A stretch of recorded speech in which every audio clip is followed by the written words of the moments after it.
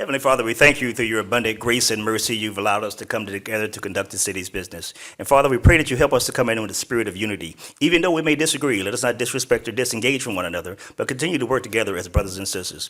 We say a special prayer of all the brothers, the sons and daughters of Ocoee who are serving in the armed forces overseas and at home. And once again, we pray for our first responders. Be with them on every call. Watch over them as they watch over us. We're so careful to give you the praise, honor, and glory you do. In your Son, Jesus' name we pray. Amen. Amen. I pledge allegiance to the flag of the United States of America and to the republic for which it stands, one nation, under God, indivisible, with liberty and justice for all. Commissioner Kennedy? Here. Commissioner Wilson? Here. Mayor Johnson? Here. Commissioner Furstener? Here. Commissioner Oliver? Here. All right, we have no presentation, proclamation, staff report. Yes, Mayor, I do have a couple of things. I wanted to have Chief Ogburn come up and give a brief presentation on our code of enforcement activities to date, and also to give you a very brief update on his interactions with school board personnel regarding the traffic situation at the middle and high school. Thank you. Do I get it to show up there?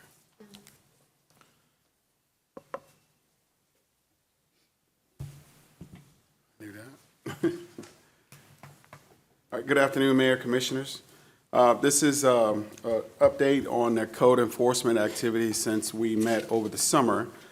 I think it was in May or June, and we did a Operation Clean Sweep is what we call on August the 27th in the downtown mixed-use area. The departments that were involved with the operations were code enforcement, the police department, the fire department, building department, and planning department.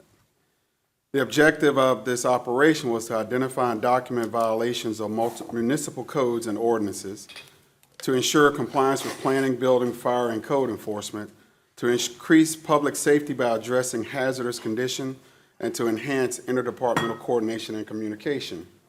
The key findings of this operation were accumulation of trash, overgrown vegetation, unpermitted construction, fire code violations, which were blocked exits, vehicles parked on grass and right-of-ways, inoperable vehicles in yards, appliances left in front of homes, deteriorating storage sheds, prohibited trailer parking, and improper signage. The summary of the operation, we cited 45 properties. Code violations issued were 33 properties were cited, resulting in 46 violations. Parking citations issued were 12, fire violations were 3, and stop work orders were 3. Of the 33 properties cited by code enforcement, 20 properties have come into compliance, and 3 cases went before the code board on Thursday, November the 20th. The recommendations moving forward is to develop a community engagement plan to inform and educate residents, to continue interdepartmental partnerships for future sweeps and consider scheduling them quarterly. Identify a standardized fine structure for code violations. Currently, per statute, the maximum fines for a first offense are up to $250. The second offense is up to $500, and if the property is irreparable, up to $5,000. And lastly, have the commission recommend a foreclosure process. And an update on our parking software. In our meeting over the summer, we was trying to locate a software that we could use to tell how many violations a vehicle had had. Well, to date, we have not been able to find a software that would give us that, or a software that would integrate with our current software. We'd have to get a standalone software platform where officers would have to log in and research it on their own. So currently, we don't have anything that I can present to you today that we would like to go to. I just wanted to interject on the software angle. That's by no means a surrender to that. We actually have a programmer coming in to talk about developing some customized reporting for some of our other software needs. We're going to have him look at the Smart Cop software, which all officers are currently using, to determine if he can build something relatively inexpensive that can work with it to accomplish this. And we anticipate, having that meeting in the next couple weeks. And an update on the schools, I met with Orange County Public Schools twice, one in September to discuss the problems, and in October to see what their findings were. For Ocoee High School, they said their traffic flows well on campus. The issues are, one, the pedestrian crosswalk box does not work, and that's due to damage. Someone went and just took a crowbar or something, opened the box, took the battery out and gutted the wires. I've gotten with Public Works to see when that was going to be replaced.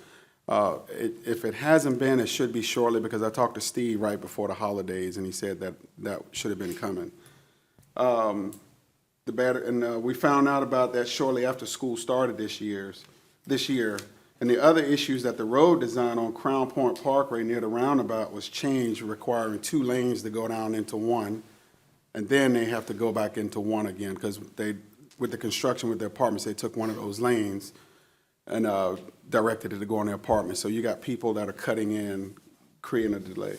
Ocoee Middle School, they didn't notice any concerns because we have a CSA during the ingress and egress hours. They noticed that the parents do get there before the school bell rings to drop off and pick up their child, but once the flow begins, the traffic clears quickly. They mentioned that during the summer, the car loop where the kids are dropped off will be redesigned, allowing 2 lanes inside the bus, not the bus loop, but where they drop the kids off, so they can stack 2 cars rather than having a single lane. Can I ask you a question? Yes, sir. Who's the one telling you there's no traffic jam? Well, there was Orange County Public School that Well, actually right. came out there, and I've been out there personally, and I know before 9:10, there are people backed up. Well, to drop the kids off. here's another one of the problems I brought up at the last meeting. There, 400 kids on the corner of Lafayette and Bluford, all over the place, standing out there because they don't open the gates and let them come in on the school property. And you never know when they're gonna walk out. And we have a police officer there sometimes, but sometimes there's not. And then they got a big jam up trying to cut off Bluford into Lafayette, or when they're coming down the road and you're trying to get in, you can't get in because they got the traffic stopped. Because those kids go across the street and go back down to the donut shop. So if they would walk down the side they're on to start with and go to the red light and come across, it would be a lot simpler and a lot safer. But the other thing is, there's plenty of room in the school on end of Lafayette where Lakewood comes in. There's no reason why they cannot let those kids congregate there, and then when the school opens up, they go in. But instead, they all go there. Now, the bus stop is a completely different issue than that. The major problem is there on that corner. Besides all the cars trying to get in and out of there, you got 300 or 400 kids standing out there. So Somehow or another, they need to move the kids down, let them go down to Lafayette on the corner there and go up there. There's plenty of room there for the kids to go there and wait. I just want to make sure I'm clear. Your concern is the kids being let on the property. They sit on the corner of Lafayette and on the other corner, and that's where they stay till they open that school up. And some of them get there at 8 o'clock in the morning, you know, and it's a madhouse there. And then you got they keep coming back and forth across the street, and the traffic backs up all the way down.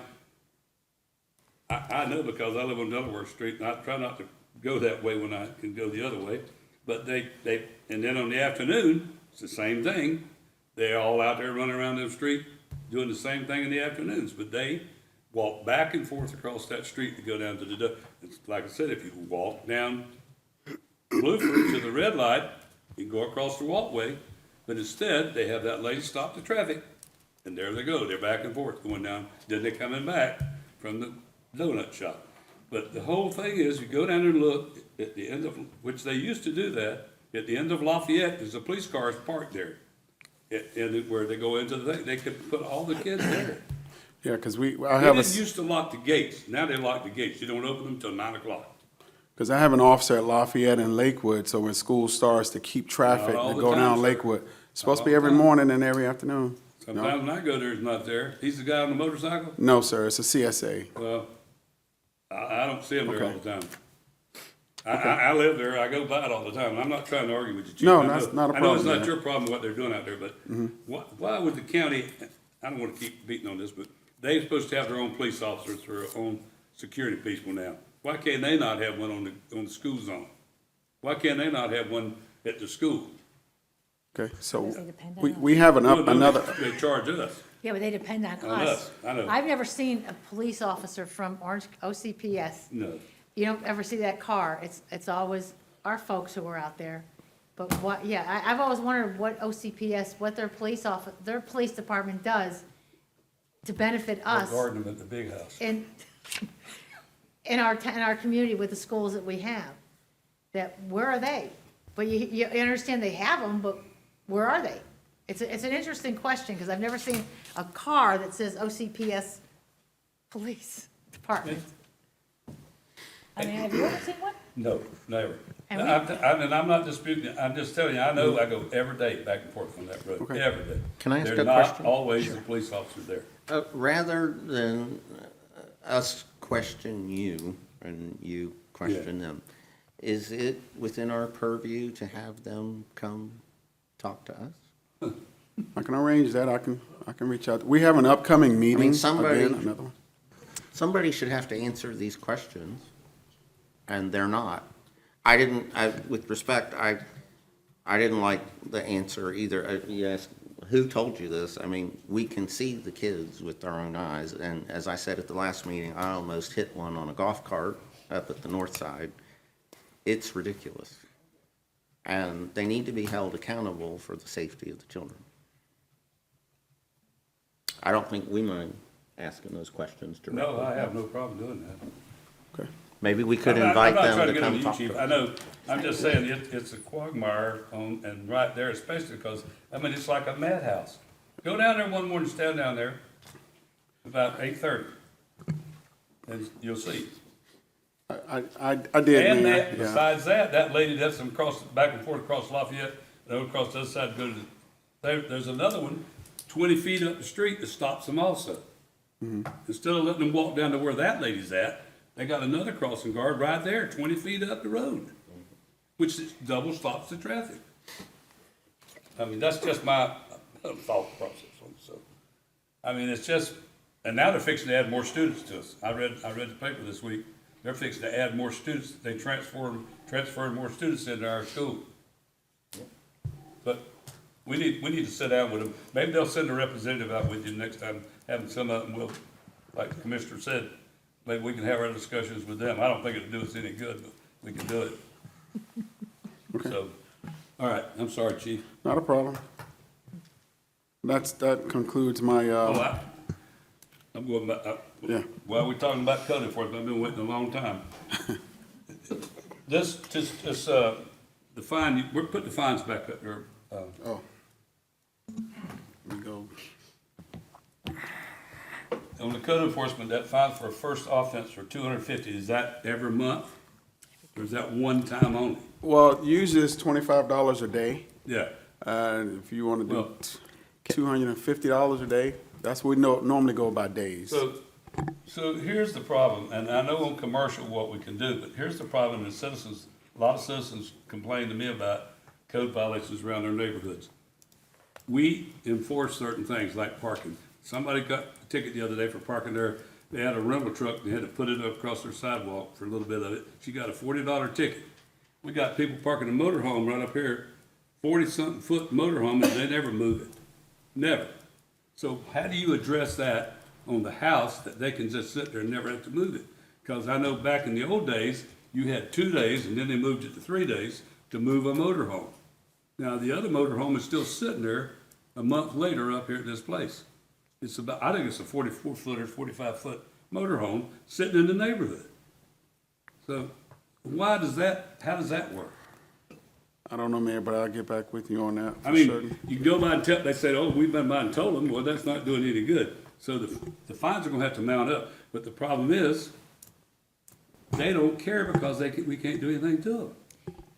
Is it because the legislature put in that caveat that now a person has to report and give their name and address in order to report? No, that's a separate thing altogether. I mean, Are we talking about parking but on the street? I'm talking about, they don't do it because they know they don't have to pay the fine. No. Craig, you got something? Yes, sir. We are very cognizant of that, and we are making an effort to try to push that particular property Chief, feel free to correct me. They were issued a notice of violation with a date to come into compliance that is this coming Friday. And after that, the process is they have to go before the code board, I believe, on the 18th. December. Pardon? Of December. So, and then the code board can decide to start finding them a day. And I agree with you, it would be great if we could, basically give them 3 days, you got to move it, but then we don't have the teeth in our code to tow it or Why don't we anything make like it that. way?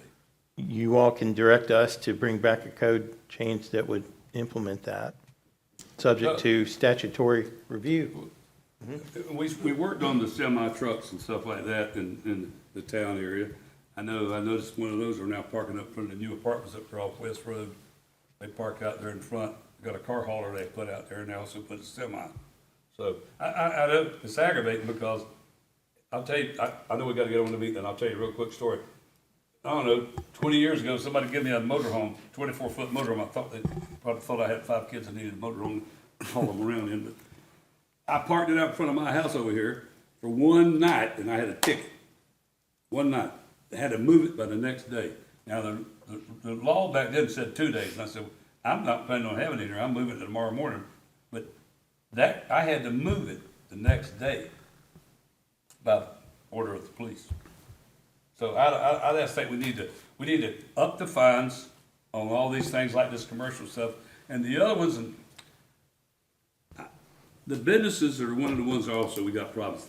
I know 3 of them downtown that told everybody that we could go to you-know-where, they wasn't moving nothing.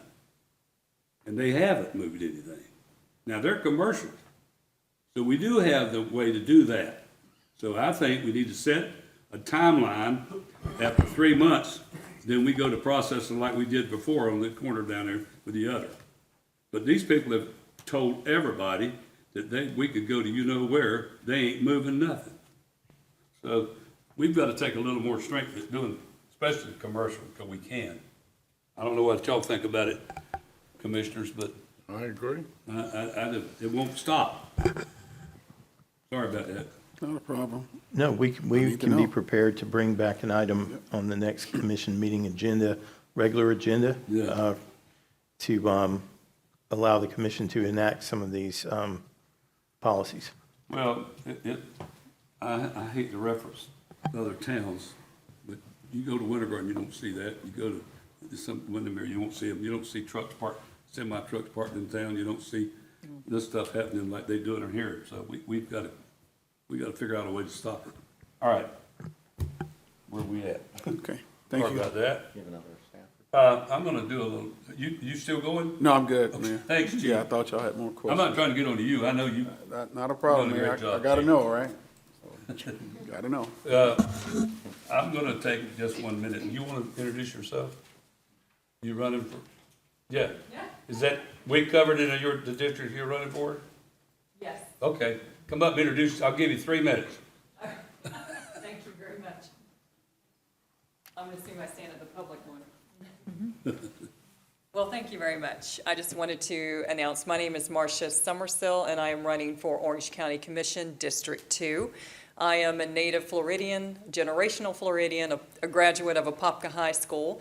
I'm a practicing attorney. I have a practice here in Orlando. I cover the entire state, and I am excited to step into this role, hopefully to really address the issues that is obviously encountering our areas. One of the things that I'm very passionate about as a native Floridian, I enjoy our sports, I enjoy our activities and our environment, and I really want to protect the integrity of our state and our county. And I want to ensure that we have growth that is sustainable. I think that's a very vital thing, and I'm also someone who is a huge advocate to protecting our resources. So my hope is to get into a position so I can draft things and enforce things that are going to ensure that those of us who are active citizens who reside in Orange County can enjoy our lives here, not suffer as a result, and to avoid depleting our resources and contaminating our resources. I do feel that growth is a positive thing as long as it's sustainable and we can maintain that growth. I also feel that it's very important that we sustain the integrity of our state, of our county, and I'm very excited to step into the role as we can move forward. My background as an attorney does provide me a little bit of information to provide me the ability to draft some things and also to avoid some issues and barriers that I have been identifying as I've been stepping into this role. So I'm excited. Thank you very much for allowing me to introduce myself. And if anyone has any questions, feel free to, approach me. And I do have a website, but I am adding information on that. So I'm excited to get into this process and to really move forward. Okay. Thank you. All right. You have anything else, Craig? No, sir. All right, public comments. I have one, and I'll give you one guess who it is. Mr. Moyer, come on down.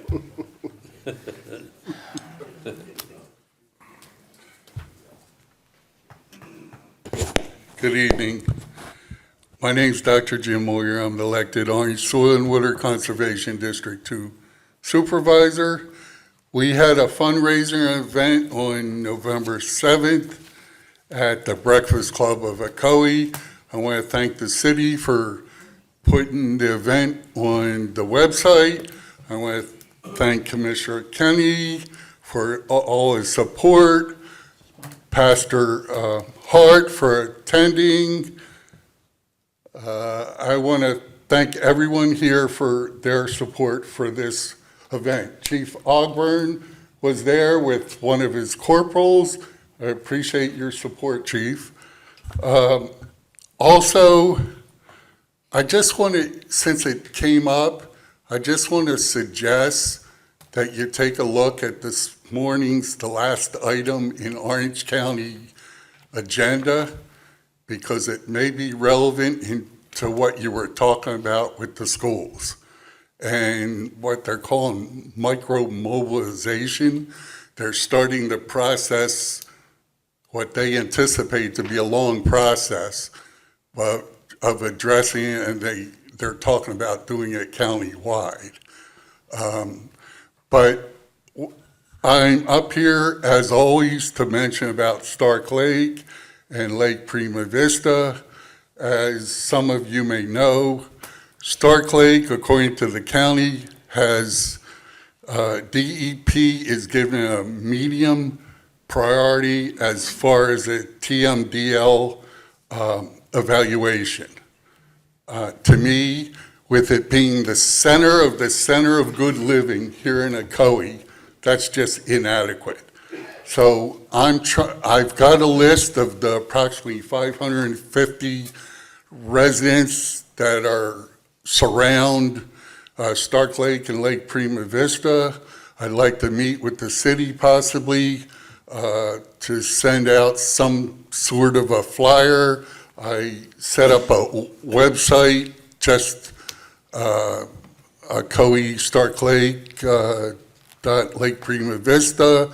So I'd like to get started, and hopefully in next session, they could direct DEP to give Stark Lake the priority I believe it deserves. Thank you all for your time, and God bless you. Thanks, sir. All right. No more public comments here. I will go to the consent agenda. Motion. I'll make a motion to approve. Motion made by Commissioner Wilson to approve item 1 through 8 on the consent agenda. Do I hear a second? I'll second. Motion seconded by Commissioner Kennedy. Any more comments? Let's vote. Motion carries unanimously. All right, let's move on. No public hearing. Regular agenda, number 9, unsolicited letter of intent, LOI, between TNXL Academy Ducks LLC and the City of Ocoee for 10.20 plus minus acres of land located at 1755 Adair Street and 1701 Adair Street, Sorensen Fields, and a portion of Ison Center property. Assistant City Manager Ruber. Yes, thank you, Mayor. Y'all are pretty well aware of TNXL Academy. They've come before this commission for items such as a lease extension, and they also introduced last year's championship baseball team. And so TNXL Academy has been operating in Ocoee since at least July 2019, when we did our initial lease with them. They leased 2 fields, larger fields, junior and senior size level fields at the Sorensen Park, which is behind the Eisen Center. As part of the lease, they had constructed a building and on property and have been paying lease payments since that time. Last year, we brought forward an amendment to the lease because they put in some significant capital improvements of artificial turfing, the infields of both the fields, working on the fence as well. And in discussions with TNXL during that time and the success of their operation, and they provide schooling as well for those students, opportunities to do their schooling at the location. We've looked at some longer-term items with them. Previous to this, in 2023, the city staff started looking at Vignetti Park. Presently, we have a temporary fire station located there, which will be removed once the new fire station on North Lakewood gets completed. And so we've begun a process of looking at Vignetti Park in concert with a Parks and Recreational survey that was sent out to residents. Also, since that time, this year, the city of Ocoee took over the Little League operations as well. So the area of the lease, and so the parcel, there's 2 parcels that are in part of this letter of intent to purchase the property from the city. Yeah, got it? Okay. There you go. There we go. Oops. The Sorensen Fields property includes the 2 fields and then the lane, the Sorensen Lane, as part of its overall tax ID number. And then we have the Eisen Center with the associated parking lot, and then the parcel of land next to it with the building that TNX built.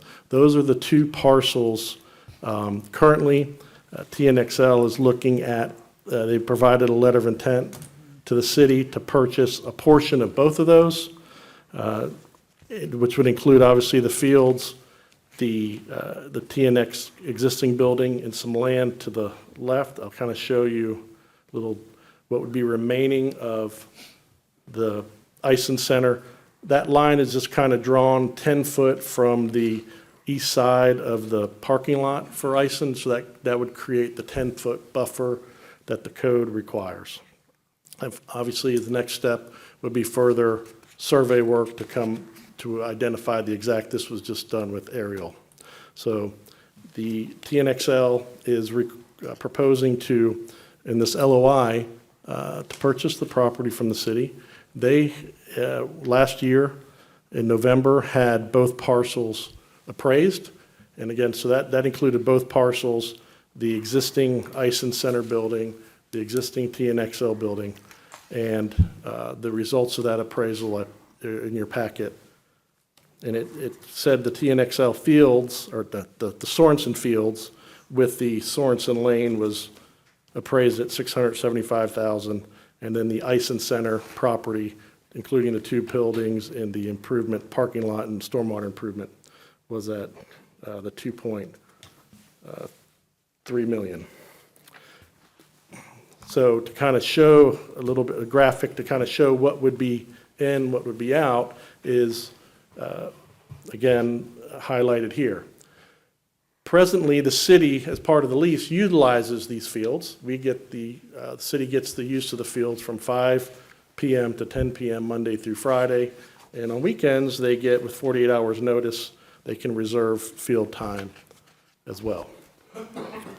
In the letter of intent, they specifically stated that they would keep that arrangement going, because as well as providing the 2.2 million offer price in the letter of intent, they will, to replace the utilization of these fields, the size, they would replace them in like at Vignetti Park across the road. And to a tune of about $900,000 to turf the fields, provide lighting, and the opportunity to keep those junior and senior level fields. Looking at this land, which the existing Sorensen fields, it does lack some sewer availability and water. You can see, let me go back to the, I'll keep it on this one. These fields are not presently utilized by Ocoee Little League. They don't field teams of this age level. And the shape of the fields, where the parking would be and the concession, are not conducive to providing Little League access here at Central Park and at Vignetti. If the city were to move forward with the purchase of this property for TNXL, the acreage would not bring us below our level of service.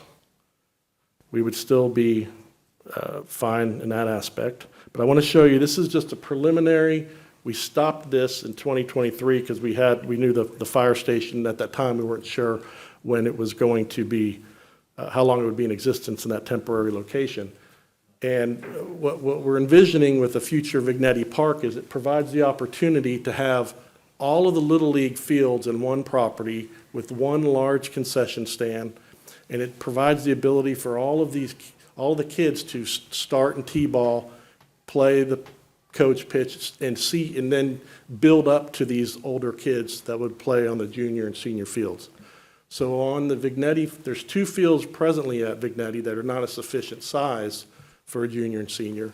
We would work with Parks and Rec and TNXL to provide those fields, the size fields from Sorensen lighted fields on Vignetti Park, and then begin to slowly start working on the master plan, which we'd bring back to this commission for a future Vignetti growth plan if we were to move forward. Staff's been in contact with TNXL. We've reviewed the letter of intent, and we are in support of moving forward to having you guys let us begin negotiations on the aspects of moving forward to a land purchase contract to discuss the things as use, price, ownership, and all of that. All right, Entertain any questions. Commissioners. Anybody got comments? I will say that park's probably 65 years old up there in that area. And we would retain the Sorensen name. That would not Yeah, lose. That's one of the questions I was gonna ask. Yes. I know that concession stand was there 55 years ago. What's left in it? I have a question. I'll go ahead and then I'll talk to you. You mentioned the fire station. Do we know when the fire station is going to be operational? We hope to bring to you fairly beginning in January an update that they will be breaking ground in May Yeah. on the fire station. It's a 7,000 square foot, 7,500 square foot building. Will not take the 18 months we see for the larger, so it'll. It struck me when we didn't go through with this because we didn't know when the fire station would be there, and we still don't know. So I'm kind of, Well, in 2023, on the staff level, when we were looking at Parks and Rec, internally, we said, let's look to see what Vignetti could hold. We don't know when the fire station's gonna move, so we don't wanna bring a lot of anticipation and bring the project forward to the commission. We just want to look at it at the staff level and say, what can we hold? Let's kind of slow down until we get some assurance on when this temporary fire station, because it's right in the middle of the Vignetti Park, and it's sort of kind of blocks traffic. So we just, on our end, we just slowed down that process of vision planning Vignetti Park to bring something to the commission for a future CIP or an update on that. okay. That's all. And secondly, clarify for me, because it's not clear to me, what you're asking us for permission to do. You said to begin a negotiation, and Yes. I thought you said including price? Well, Or are so you asking us to accept this price? Yeah, the elements of the LOI staff is recommending. We're good with the provisions. I'm not That would be good the with sale that. price of 2.2 million, the update of the fields up to 900,000, and then the continued use of the fields while the other fields are being constructed. Yeah. And so that would be put into a purchase agreement, which would have other items that would come back to this commission. I'm not good with that. I may become good with that, but there isn't enough here to be good with that, especially considering we just funded the $600,000 of improvements through reduced rent. You have an appraisal, I mean, how do you get to that price from your appraisal, the 600,000 and the 900,000? Okay, yes. And So that appraisal is for the buyer's benefit. There's a disclaimer letter on the appraisal. So I'd like to see, I'm willing to look at it, my opinion, I'm willing to look at it, but I'm not willing at this moment. There's not enough beef there for me to agree to that price. I might become convinced that that's a good price, but I'm not there. Well, you have the Sorensen Fields at 675,000. I got which it. the I read the packet. There's not enough there to justify that price. The, That's a low price based on what we've been through with this. And it's a little bit to hide the ball. I mean, when we voted to amend the lease, to provide, to reduce it, to provide them the $640,000 to do the improvements, I didn't take that with, oh, and then we're going to turn around and sell it to them. I thought we were making an investment in our own property and our own kids and our own community. So seeing this in the packet and reading the packet, there's just not enough logic behind that price for me. So I'm fine if you want to entertain negotiations, but I'm not agreeing to that price as I sit here okay, today. yeah, that's good. Just my I don't think we get down to the price till we get, see what everything's gonna be. Yeah. I think what we need to do is have the word to go ahead and process, look at it. I will say that I know the two fields that are in that other park don't get used that much anymore because it was a lot of softball. That was a softball place and all that. But if we had two fields more built on the north side of where that, trailer is, but I think what we do is we get permission to go ahead and proceed to have it looked at and see what we come up with. Yes. The price is something we get to later. Yes. If we. I'm fine with that. I'm fine with that. Yeah, right? I agree with I that, think yeah. it's a great thing, really, if we can get that other setup up there where we had years ago a motocross, thing up there on that, where that empty land's at. But if we can move up there, that'd be an excellent place for our little league to move up. And we've expanded so much on that, we need to move up and use those fields. We'd have 4 fields there, and we can let down some of that up there in the neighborhood. But yeah, I don't think we say the price yet, because we've got to look at it. Yeah, and the future looks good. We, as part of the dynasty, they have a commitment to construct 2 fields somewhere in the city Yeah. as That's well. another one, yeah. And what's And then- going on with that? And then we're also looking at Central Park, bringing it, elements of those fields and the concessions and the access need to be brought up to ADA standards. So we've got a lot to look at. Yeah. Now we kind of know when the fire station will be moving, vacating that site, and we can begin that process. Yeah, I think the letter of intent and the point of the intent is fine. Good. But as far as accepting an offer, I don't think we're there. Okay. Well, yes, sir. We'll have to, we have to do a little debating on the offers. I thought it was just an intent, I didn't think it was a letter. Yeah, It's got a price in it. Yeah, he has a price, but I think that it was just. I a just letter want of to be intent. fair to everybody Yeah. that where I'm at. Right. so all we're doing is just then go in the process, look and see. We'll bring back a Yeah. land purchase and sale agreement to the commission with, yes. Mayor, permission to speak. Would you all, as part of that evaluation, authorize us or recommend that we obtain our own appraisal as part of that? Yes, I would. Yeah, Yes, is that all right with y'all? yes. Yeah. I'm good with that. There's a lot of moving parts on this. So, So, do we need a motion or do we But- need but this? before I'm not done yet. Oh, Go ahead. I'm good, No, good. I'm asking him. Well, if we were going to agree to a letter of intent, definitely a motion, but if you're just directing staff to, Go ahead and to, start the to, to, process. to look at this further, I think just by consensus, you could do All that. right, but all right, Commissioner. Well, unfortunately, I have a different approach. I have a different thought process because I've been thinking about this for a couple of days.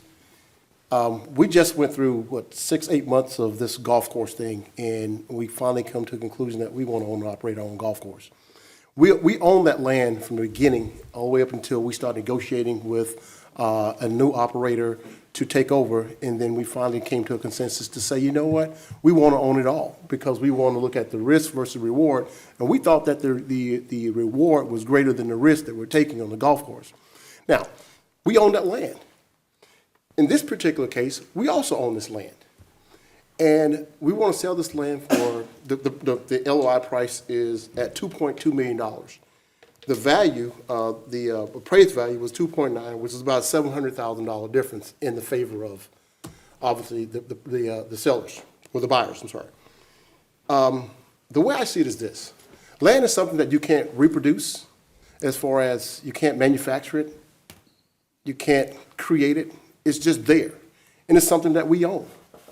We own this land, and my idea, my thoughts is once we sell this land for 2.2, 2.9, or whatever that case may be, it's gone, it's sold. That's it. We have to move on to something else. The only benefit we have would be the tax revenue that we bring in. I don't know what's going to happen with the property taxes or how that's going to play out, through the state, but nonetheless, whether they're paying taxes or not, we're still only collecting taxes. Which goes back to my other thought process is when we talk about the mall. We draw, maybe $40,000 a month on the mall, which is peanuts compared to what we really should be doing on the mall. And we sit there and we can't do anything about it because we don't own the land, we don't own anything. But in this particular case, we own the land. If we own the land, then I would like to see the city have more of a long-term stake in what we do when it comes to land that we own. So I would like to see some type of joint venture agreement. I don't like this LOI for the fact that we're trying to sell. My approach is I want to see the city have more stake in what we already own as opposed to selling it off. Because once it's sold, it's gone. It's never coming back, and that's what it is. So if they decide to do whatever they want to do, redevelop into something else, there's nothing we can do but say, you own the land, and you have the right to do what you need to do with it as long as you get approval, but nonetheless, we don't own the land. So my whole point is, I don't like the idea of this particular LOI with a sale. I would like to see something where we have a long-term stake in it. All right, so we're not gonna decide on selling it, we're just gonna do the process of looking into it, checking it. But I will say something else, I don't think we get $40,000 a month, Commissioner.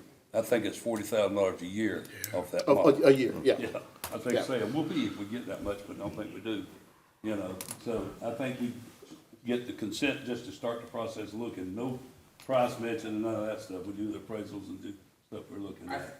If I may, I partially agree with Commissioner Oliver.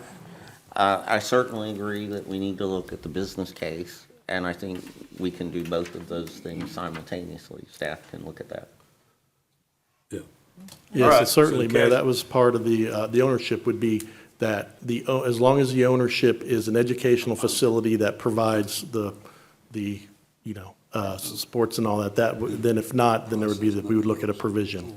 That So was a would- question I yeah. had really when I read the packet, and I got down to the summary, and it said, staff recommends acceptance of the LOI. In my mind, I said, why? Yeah, that allows us to go forward with the attorney, with Yeah. I got it. on your behalf, start working, not, not. Yeah. No, if you can do that and look at what Commissioner Oliver and advise us on best Yeah. use of the land, I think that'd be great. All right, is that process understood then, what we're gonna do? So that means that if we make a motion, that motion would have to be in favor of looking at both processes. But it won't accepting be no LOI. money. We're not talking about money in that. Yes, you're just going forward. We're just going to going bring forward back with the process to see. a contract for You don't purchase ever have land to- with It's just like we did provisions. Yep. before, yeah. We don't have to prove, Do we need to vote if we're gonna Yeah. authorize them to spend money on an appraisal? yeah.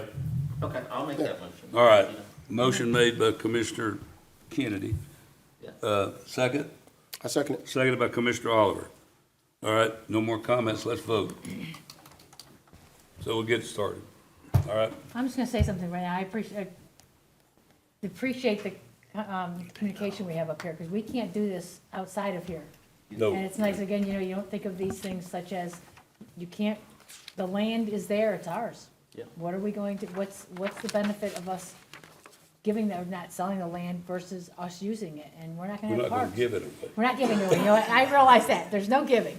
But it's just the aspect that this is the time that we Yeah. have the opportunity to talk. Yeah. That we Yeah. normally would not be able to have. Yeah. So I appreciate that. Yeah. Again, you brought up some good points. All right. Okay, good comments. Whoops, let me turn that back over. All right, so you would do that process, right? And keep us informed? Yes. All right. Oh, comments from commissioners. Your announcement, sir. Yeah, you're right. I'd have brought that back. Yeah, I love doing this. December events. An Evening with Santa will take place on Friday, December the 5th, from 6:15 p.m. through 8:30 p.m. at the Ocoee Lakeshore Center. This event will feature photos with Santa, arts and crafts, and more. The cost is $15 per person, and restoration is required. That is something, if you haven't done it and you're gonna do it, you better call them, because they run out of room. Jolly Jamboree and Holiday Dog Parade will take place Saturday, December the 13th, from 1 p.m. through 7 p.m. in downtown Ocoee. The free event will feature Santa's Village, a kids zone, special guests, tree lighting, and much more. Holiday toys for kids in need. Restoration is now open through December the 3rd for children 6 months to 13 years of age with the Ocoee Police Department. Residents must provide a valid Florida driver's license or state ID, proof of residency, and birth certificates for each child. 25th Annual Operation Santa, hosted by the Ocoee Fire Department. Santa Claus and his helpers will visit 78 Ocoee neighborhoods, tossing candy and spreading holiday cheer. When the holiday float arrives in neighborhoods, residents are encouraged to give Santa new unwrapped toys. The toys will be donated to the Ocoee Police Department Holiday Toys for Kids in Need Drive. All right. Okay, Commissioner Oliver.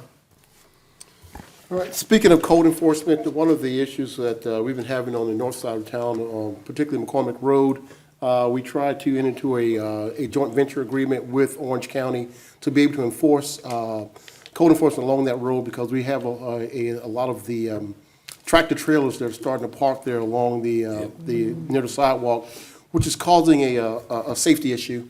And if you have folks walking along the sidewalk, it creates a lot of blind spots, so that therefore it does create a safety issue.